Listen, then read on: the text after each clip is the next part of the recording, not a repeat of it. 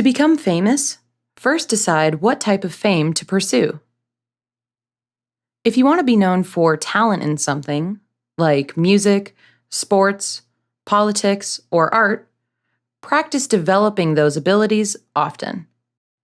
This takes time and hard work, but don't get discouraged. Setting yourself apart from everybody else takes special commitment.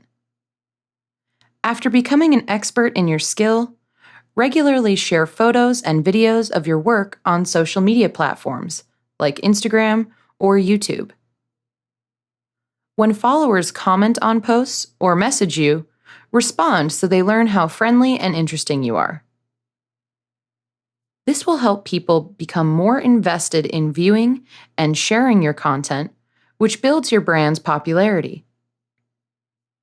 A high-profile media presence is useful, even if you're seeking fame through less traditional routes, like inventing useful products, sharing expertise on niche hobbies, founding service organizations, or trailblazing in fields like medicine or technology.